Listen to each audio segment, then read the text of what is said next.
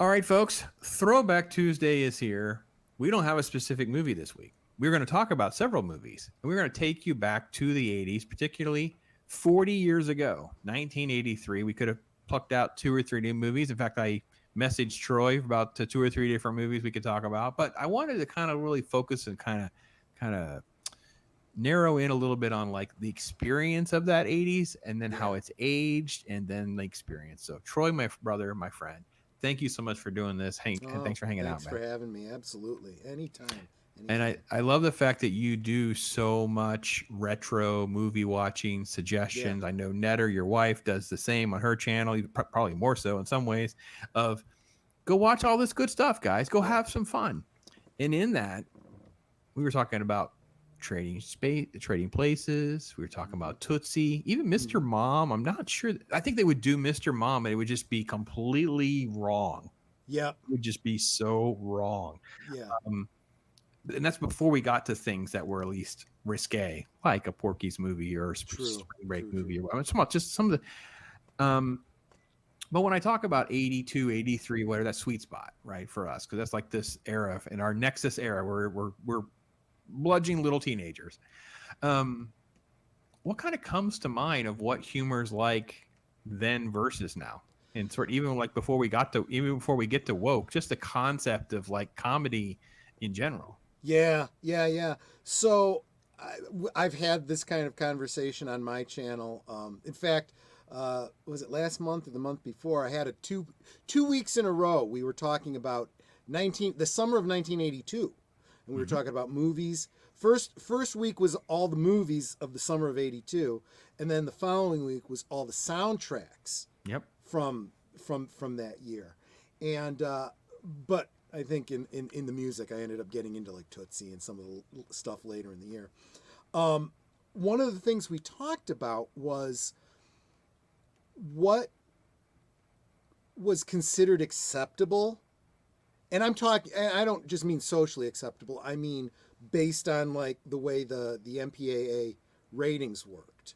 It was very different in the 80s than it is today. And you would think that we were getting more and more progressive, but I think that's not true. I think we've gotten very regressive. That what we saw, what younger audiences could see back then, what older audiences could see, say with a rated R, is up here by compared to where we are in 2023. It's like there's a new Puritan movement happening in entertainment, and it's not from the same people that it was back in the 60s and 70s. I think there's a change of what is literal in the. So for me, I think I'll just refer to censorship in a very generic term. What I just mean is stuff that's going to move you towards a rated R rating versus the PG ratings. I don't mean it as like the government censorship. So when I say that, folks, that's what I mean. Yeah. Censorship was like you use this type of profanity or this type of nudity, these type of gags and innuendo. Whereas now the censorship part is more about cultural awareness and the fear of cancel culture and sort of like extrapolating victimhood into a joke, even if you're not part of the group that would be offended. That's my favorite. It's like people are offended for other people. It's like outsourcing your offense. It's so strange. I think that is probably how I would define the two differences. I think that in humor, I think we've always seen. You're going to have to help me if you know where this quote is from, but someone famous once said that you can't be funny if you can't offend. Humor has to be offensive on some level to someone, and oftentimes it's offensive in a good-natured way, right? When you're talking about late 70s, early 80s humor, there was a lot of racial humor, a lot of sexual humor, humor that you might call in bad taste, but everyone laughed at it. Think of things like Blazing Saddles. You think about anything Mel Brooks anything with did. Richard Pryor, right? because Richard anything Pryor, with Richard Pryor, he Eddie wrote on Murphy. Blazing Saddles, but he wasn't in Blazing Saddles. Right. But yeah, anything with Richard Pryor was about how far can I go. George Carlin comes to mind, like how far can I go. Exactly. And sometimes, George Carlin, his bit was based on you pushing that envelope. He'd make jokes about pushing the envelope. Yeah, the 7 words you can't say. Yeah. Yes, and then he has that little rap that he does that's completely nonsensical, but it's just a reason to throw a bunch of curse words together, and it's just hysterical. Not because they're he's saying offensive words, and you're not even getting offended by him because he's not using them in an offensive way. He's kind of deriding the censorship social culture. norms. Yeah. And only people that are our age get that reference. If we say George Carlin and the number 71, do we even know what we're talking about? Because all the kids at home will have no idea what we're talking about. Exactly, so keep going. Exactly. It's the most risque thing you're going to get out of me this show. I mean, there's part of me that just wants to break into that little rap, but I won't do that on your channel because language and YouTube, and we talked about that in another stream. But but there used to be, we all grew up, I do believe that previous generations, ours may have been the last generation, it grew up a little bit tougher. We grew up with rules like life isn't fair. Learn that first and get over it and deal with it, get up and walk it off, toughen up. And we're not just talking about the boys, girls too. It's like, it's not that bad. Your mother might tell the daughter, yeah, you don't know what I went through giving birth to you. Someday you'll learn, we didn't coddle children, I don't know. But by the same token, there was a concept of sticks and stones may break my bones, but names will never hurt me, right? Words, right? It's just a word, right? There was television, sitcom, right? Things you can't say anymore on television. There's a show called Give Me a Break. Nell Carter, right? Nell Carter plays a caregiver for a bunch of kids. She's a black woman taking care of 3 white children in the home of a white male, right? Yep. On the surface of it, it looks, it seems a little bit racially insensitive, but the establishment is she is a friend of the family. She was a dear friend of the mother who died, and she promised that mother, I will take care of your family, So it's not she's not a maid, she's, and she is definitely taking that mother role for these 3 girls. And they dealt with a lot of very serious things in very humorous ways, but sometimes dramatic ways. And there was one episode where the youngest daughter was having some sort of drama at school, but because she was the youngest, no one would listen to her. And she was so upset. She'd actually received some kind of discrimination. She was being picked on because she was Polish, right? I think they called her a dumb Polak or something like that. And she was hurt by that and really upset. And she just wanted to talk to somebody about it. No one would listen to her. Didn't have time for her. And she's trying to yell over people to be heard. And the only thing that was heard was her saying to the black woman, what if someone called you the N-word? And she didn't say N-word. This was on primetime television in the 80s, okay? Yep. And everything stopped, and they looked at her, and the father went after her, and she ran out of the house. And I'm sorry, I know this is a long story, but it gets to a really great point. The denouement of the story is she's run away, and it takes Nell going and finding her and bringing her in and saying, she's like, I never meant to say anything to hurt your feelings. She goes, I know you didn't. It's just a word. Just talk to me. It's fine. I know you love me. I love you. And I know you said that to get my attention. You got my attention now, and I'm sorry for not listening to you. And then she talks about the N-word in a way that I don't think enough people understand it today. But we have taken these words and made them somehow sacrosanct. You can use this word, but you can't use this word. And Right. it's blasphemous against a whole bunch of people if you use this word. Whereas it always used to be in humor. You take the power of those words away and you bring it back down to earth. That's what humor does.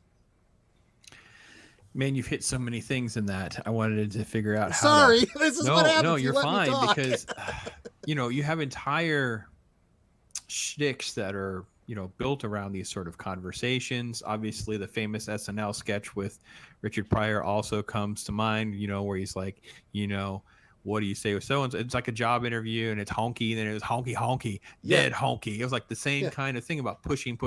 Jeffersons, All in the Family. These are the kinds of things that we grew up with. So when you fast forward to these movies, and I really want to spin my wheels on Trading Places, because I remember seeing it in the theater. And, everyone was, my grandmother or my mom was very dramatic about covering my eyes over Jamie Lee Curtis's boobs or whatever. Oh, gosh. Whatever. And it's like, but the movie itself was very racy and edgy in its time because Eddie Murphy was racy and edgy at the time. This is post Raw. This is whatever, right? But you end up, as I rewatched this movie, I realized I don't know that it's anything other than like the class warfare commentary that people would have the most offense to. Like, I think this is the thing we don't want to face.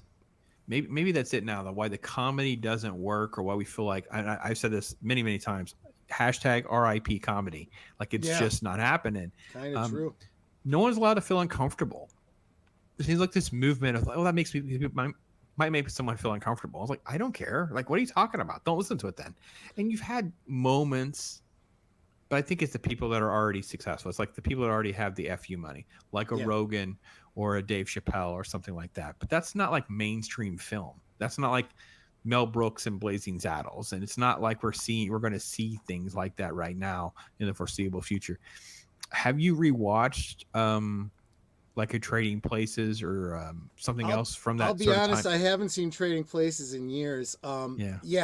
There's a couple things you said that I wanted to touch on. First, the Jamie Lee Curtis, right? So this was,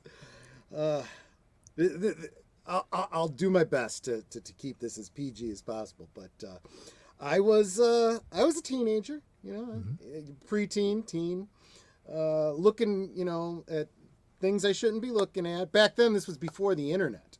So what you do is you'd go out to the garage, you'd find those magazines that your dad had, and Playboy had a little section called Sex in Cinema, and there'd be like little stills from different movies, and so I knew I wanted to see Trading Places as soon as I could, and was a little disappointed because you basically saw everything in the one little photo. I guess it's one frame, right? It's just one shot, basically. That's exactly it.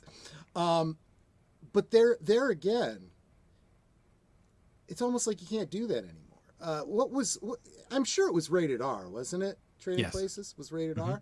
But even in rated R films these days, they almost never will do any kind of female nudity.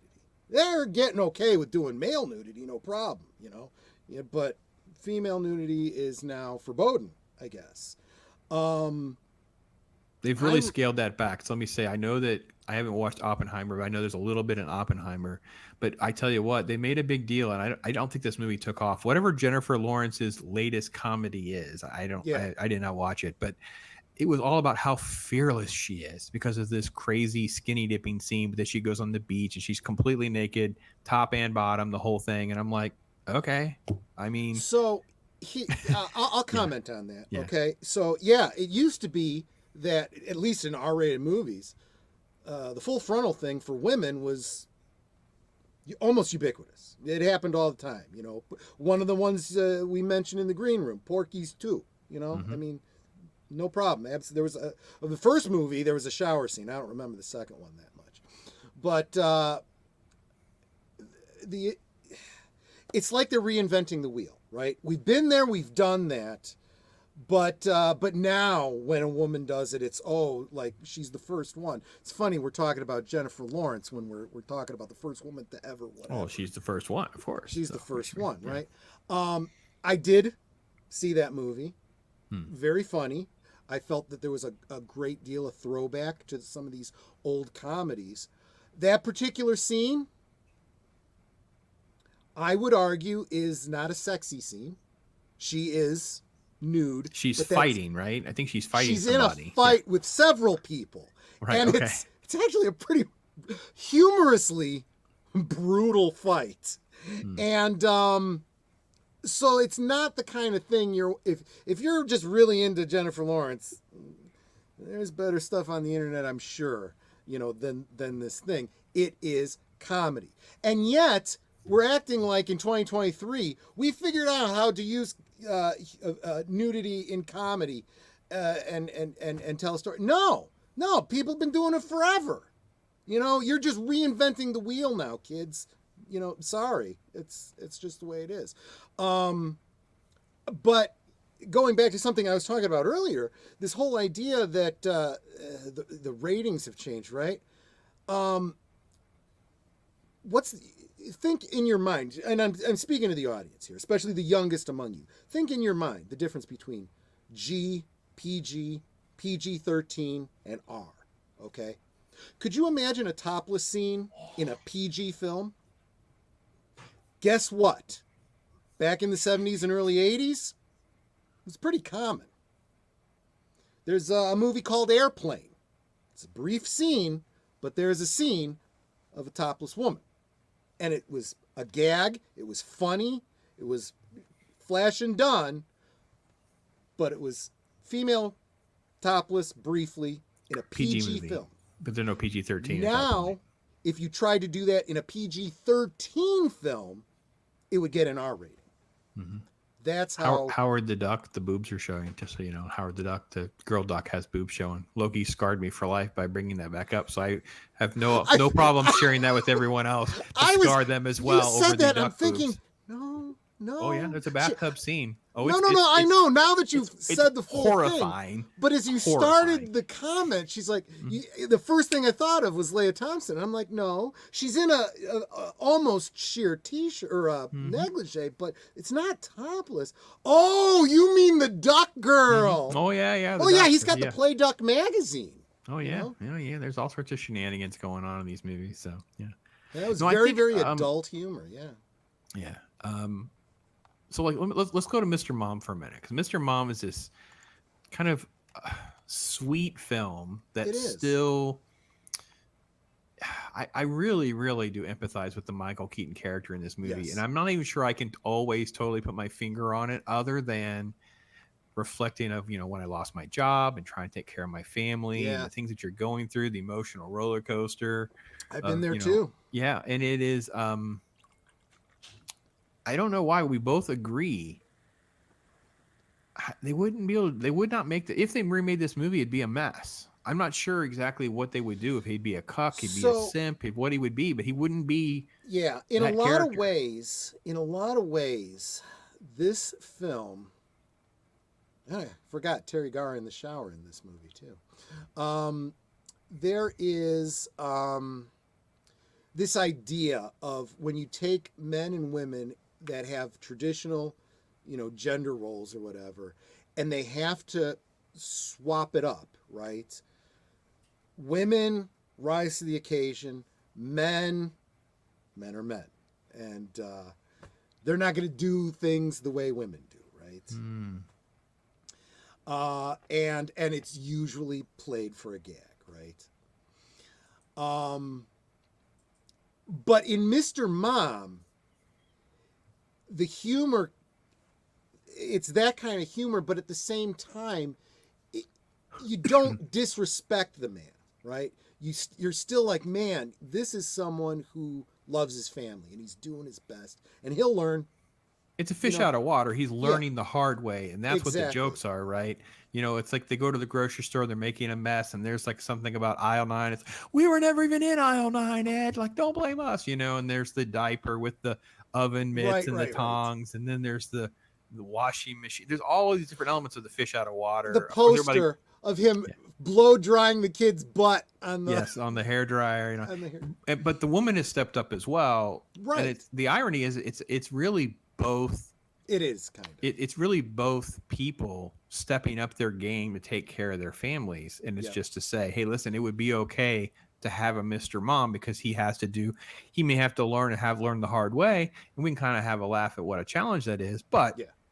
you know, now I think you really hit the nail on the head. You feel like the woman would be this breadwinner and she'd become this alpha and she'd be demeaning him. Yep. And that's where we would leave it. We wouldn't allow him to have a story arc or a journey back to something that he could look at himself and be proud of or whatever. I'm going to even dial in a little bit farther on this. It's the difference between, because you and I both shared that we could understand that. You and I have both had situations where we were out of work for a period of time, so we became Mr. Mom, right? We had to take care of the kids, we had to take care of the family.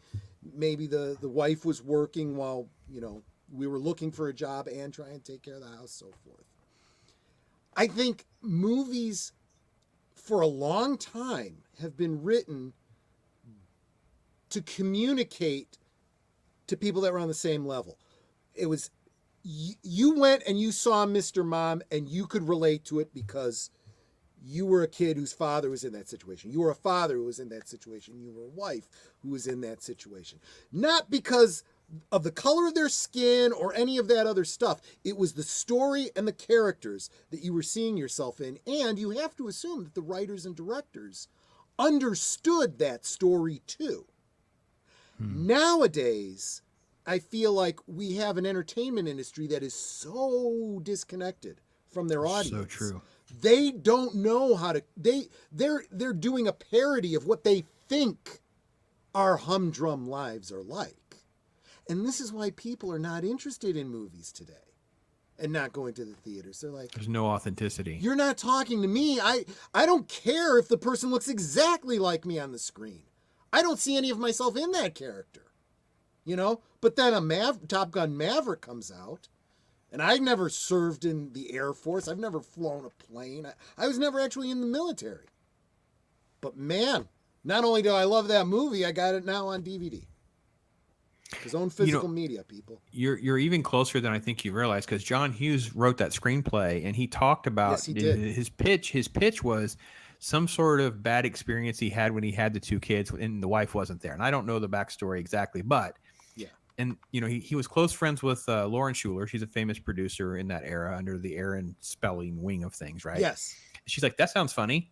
And then he was just throwing his script together, whatever. So it's life experience. Exactly what you're saying is true. They would hire a writer who would cosplay that relationship, not life experience. I think this is what they would do. I think this is what it would be like. I would go back to work and I'd be doing this and he'd be doing this. And this is what he would do. And isn't that funny? It'd be more raunchy. It'd be goofy and stupid. Yeah. And it wouldn't make any sense because you would have these scenes where they would, in real life, you'd call the cops. It's nothing rooted in things that would make sense. It would just be these outlandish things that they think are funny or vulgar. They would have, so. Yeah. I knew exactly. Yeah, no, I knew exactly that this was John Hughes because think about the films, right? You start with Mr. Mom, and then we get National Lampoon's Vacation, 16 Candles, Breakfast Club, Weird Science, Ferris Bueller's Day Off, okay? Pretty in Pink. What are we talking about? We're talking about a lot of Uncle Buck, Home Alone, Career Opportunities. What is he hitting on? He's hitting on family movies. He's hitting on coming of age stories. He's talking about slice of life stories that everyone who watches these movies goes, I understand these characters. And maybe not just one of them. Either I was the kid in this movie, or at a later time in my life, I was the father in this movie, or when I was in high school, I was all of these kids, in detention. My parents forgot about me because I was the youngest of all of my siblings, that one time. No, they didn't go off to Hawaii without me or whatever, but I got lost in a store one time and they almost drove off without me or something like, Uncle Buck, the bachelor, that is trying to help out. Uncle Buck is another kind of take on the Mr. Mom concept, right? True, very true. He's the brother-in-law who comes to help out with the kids, and he's the fish out of water. But God love him, he loves that family. Oh, when he has that talk, I'm sorry, I know you wanted to stay on 83, but You're when fine. Uncle Buck goes to the school, and because his niece Maisie's been in a fight or something like that, or said something sassy or whatever, and he's standing up for her. He's like, the quarter. yeah, it's like, you know what? He's like, I don't want to know a kid that's not a silly head at that age. She's a kid. Here's a quarter. Have a rat gnaw that mole off your nose. And wait till you see the whole toast. bit there, Couldn't even get the toast through the door. I love Uncle Buck. I love Uncle Buck. Buck melanoma. Buck Molly melanoma. Russell's wart. Yeah. And not her wart, her tumor. Yeah. Her pimple. No. That whole bit is just hysterical. I had already kind of done a little bit of a retrospective reaction to Risky Business, but talk about one that you definitely couldn't touch, right? Because the concept of exploitation and things like that is next level, even in 83. Like, it was such a big deal. Was Risky Business 83? Yeah, it was it's later in the 80s. Okay. It's later in the 80s. That's right, because Rebecca De Mornay was in that same issue of Playboy. We're absolutely right. That one is a little bit better for, I got a type, so that one. But it was a little risque for then. So now it would be twisted and torn. I think the woman would be the one running the exploitation, and it'd be men, or I don't know, but it would be sad because it was a very interesting. Okay, so you had the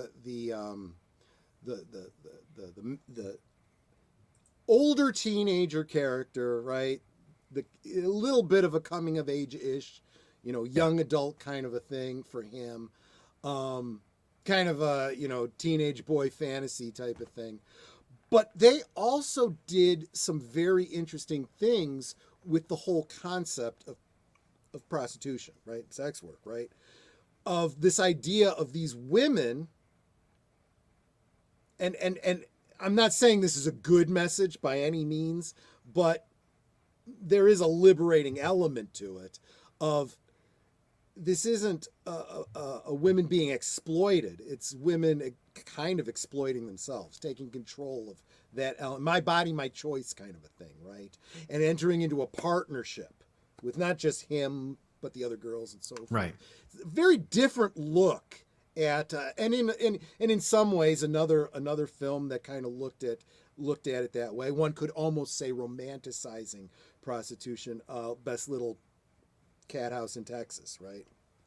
The Graduate came to mind when I thought about the film. It's sort of like next level Graduate type stuff, but it's one of these movies that walks on a line like close to satire of that. Like the humor is a lot more in the awkwardness of it all. The other boys, the other men that are encountered, and then this conflict that he has with Guido and the loss of the material, being found out by the parents. Exactly. So it's not a comedy played for the activity. Trying to figure out how to dance around some of these words is tricky. Yes. It's not a comedy based on the activity, which is, I think, what they would do if they made it now. It'd be the comedy about that. Who cares? Like, that's not really that's a funny topic. Right. It's funny because of the circumstances that they find him, and that Cruise pulls off so perfectly. This sort of like 80s Reaganite buttoned up kid, who's still wet behind the ears. And think about it. What do people remember about Risky Business? I mean, of course, Rebecca De Mornay. But no, that's not even the primary thing people remember. No, it's him dancing in the underwear. Him dancing in the underwear, the slide, and Bob Seger. And that song, right? Yep. How many... Full-time rock and roll. And I did this for all of the movies of 82, talking about the music of them. How many songs can you think of that have come out of movies in the past decade? I mean... Let It Go from Frozen. That's about it. Yeah, there's there's like musicals. I mean, like The Greatest Showman song, I think was kind of a big deal. There's a few things like that, but it's a very, very, very small list. And And I it's think you'd definitely be not hard like the pressed to 80s. find anyone that just that doesn't really, that just knows the song because it was on the radio or something. See, that's what I'm talking about. These songs were also very much on the radio being played. They were in cycle. They hit the top 10. Old time rock and roll was a big deal. Ferris Bueller's Day Off brought back the Beatles' Twist and Shout to a whole new generation. People talk you have whole YouTube videos talking about they don't make music like they used to. Well, it's true, they don't, and they don't market it the way they used to. So, and I don't think they're seeing. I mean, I guess Let It Go is even not even a fair thing, because it's like it is a character singing the song like a musical would be. Whereas old time rock and roll is like, if I showed you the clip with no music, you'd have the music playing in your head. You know what I'm saying? You would. I think that's kind of the litmus test that's been lost as far as I can think of some of the newer films, that I don't know there's a musical sequence other than like Tarantino. Tarantino pulls it off in a few places over the last 20 years. Because he's got that same kind of retro-ish mentality. Yeah, he's even older than us, but he has that sort of breadth of appreciation that's been completely abandoned. Yep. For sure. Yep. So when I pitched you this idea, and obviously we didn't even talk about, there's so many movies we can get into in this element, and I guess we should definitely do a little bit more of like the brazenness of the 80s. Yeah.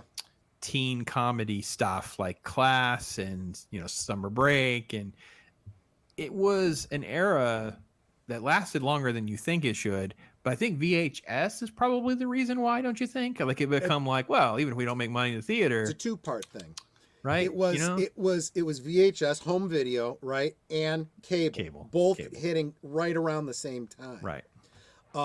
And I think a lot of these films I probably didn't see in theaters. I didn't see them until they were on cable. Oh yeah, most of the other ones we sometimes after mom and dad went to bed, or friend's house or something. Friend's house. Yeah, exactly. And I mean, when it came to horror movies, most of those I only saw on VHS at Halloween parties. Mm-hmm. Yeah. So if I ask you, or I subjected you to what's considered like this type of teen comedy now, because we went through a renaissance, a resurgence, I think, with the Hangover movies and Superbad, and we had a little era where some of that kind of came back, but it's dead again, and it's really dead right now. Yep. Why is it I dead? would say that. Well, wait a minute, because there are a whole, I would almost call it a subgenre of teen type coming of age films that are pushing the message. Think about films like Juno and all those things that that actress / actor has ever been in. Those kinds of movies are now kind of taking that place. I suspect. I don't watch movies like that. I'm clearly not the audience for that. I don't really know who the audience is, except maybe college-age gender study, people. I don't know. But yes, you're absolutely right. It is something that was lost because, and all entertainment is a form of communication, and that communication has been completely shut down.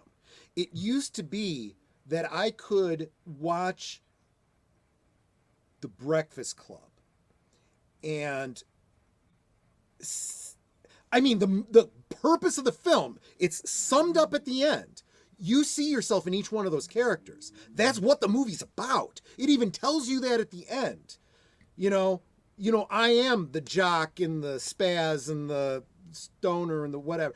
They admitted they were all of them, and it was a way for you to start thinking that, hey, you know what? We have all these different groups at school, but I'll bet I have a lot more in common with them than I have separate from them. And maybe if we could just communicate, we could get along a whole lot better. Okay. Now the message is the opposite. Now it's let's Yeah. drive people apart as much as possible. Let's show how bad men are and how women should run the world and dress in pink, you know? And we good, you bad. And if you don't agree with this, you know, you're evil. And it's okay to be discriminatory to you, you know? That's what the films have become today. So when I compare it to now, the one thing I can say about this era that we're talking about, definitely the early 80s for sure. If I mentioned most of the titles of these movies, you would think comedy first. If I gave you a list of the best movies of, let's say, 2010 and forward, many times they will be tagged as comedy, but that's not the word you would think of first. So, for instance, Exactly on that right. list is going to be like one of the Deadpool movies, Thor Ragnarok. Yeah. It'll be like it's in the best comedy list. It's like, but it's not a comedy first, like at all. Like it's definitely a superhero adventure film. Right. It'll be under like an action adventure category, depending on which category, you know. But I'm like, but that's what they've done. They've saturated it now, where they stick the comedy label on things. Yep. It came to my mind because I have a digital. I also have a massive digital library, and my wife will sort comedy, and she'll be looking and like, that's not a comedy. That's not a comedy. That's not a comedy. That's not a comedy. That's not. True. I'm like, oh. And it really has raised my awareness. And when I was doing a little bit, I don't want to say a little bit of prep for this, but I look at the list. And I thought to myself, you know, of the movies we've talked about and many, many others, we would say Risky Business. Oh, it's a comedy from, you know, Trading Place. It's a comedy. It's a comedy. We would, like 2010. There are lists of movies. I can tell you that I have either not seen them or would never watch them again. This is the list. This is the Collider's best list of some 2010 forward. Oh God, it's of the decade. MacGruber, Pop Star, Never Stoppin', Bridesmaids, Grand Budapest Hotel, Paddington 2, Lady Bird, Nice Guys, What We Do in the Shadows, the Lego Movie. Again, I don't think of a comedy first. World's End, Spy, This Is the End, 21 Jump Street, the remake, Hail Caesar, Francis Ha. I'm not sure I know what that one is.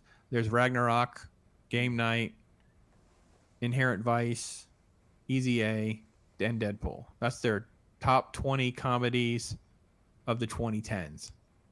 And I'm like, okay. So of the ones that I would rewatch, the only one I think of when I think comedy is Game Night. That's the only one. I don't even know that movie. It's okay. It's Jason Bateman. It's fine.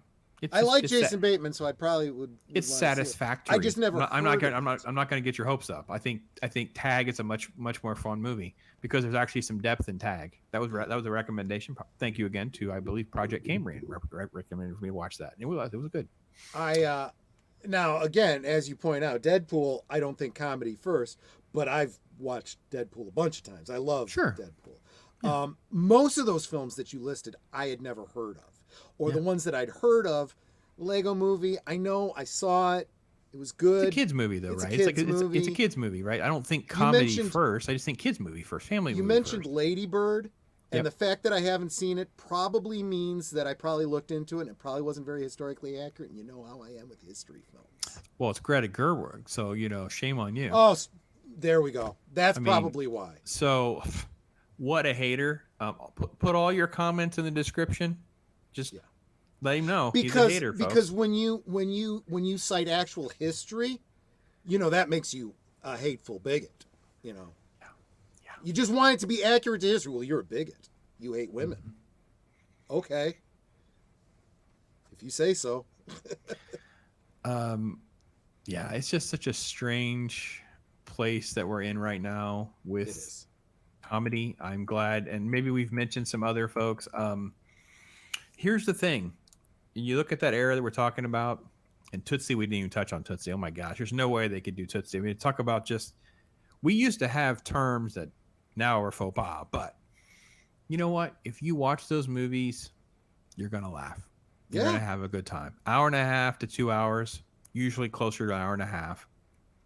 You're going to have a good time. You're going to have a laugh. You're going to have some smiles. If you are triggered and offended by those movies, okay. To each your own. Yep. To each your own. I agree. The generational has changed. Those are our recommendations, folks. I tell you what. I would just repeat what I said earlier that my mother taught me. Life isn't fair. Learn to deal with it. Get up, get over it, dust yourself off, walk it off, toughen up. You'll be much happier in life. And you have to learn to laugh at it yourself. Like if you're just so offended, then you need to learn to laugh. And I would admit that does get you from time to time. Every now and again, you'll have something that'll cut you a little bit, and you're like, "Ooh, yeah, that's me. Ooh, that was a little." That's, You know what? That's good for you. That's healthy for you to learn to do that. So, my brother, thank you so much for doing this. I know we went maybe a longer throwback video than you normally get, guys. Tons of movies that were mentioned. We'd love to hear from you, some others. Absolutely. We kind of really laser beamed in on that 40th year mark, because I'm not going to be able to get to doing stand-up videos on all those things, but he knows, so I thought we'd have him in. Let's do it. Let's talk about it. So thank you, my friend. Everything is in there to connect to him. Make sure you're subscribed and all that kind of stuff, guys. Make sure you. Thank you.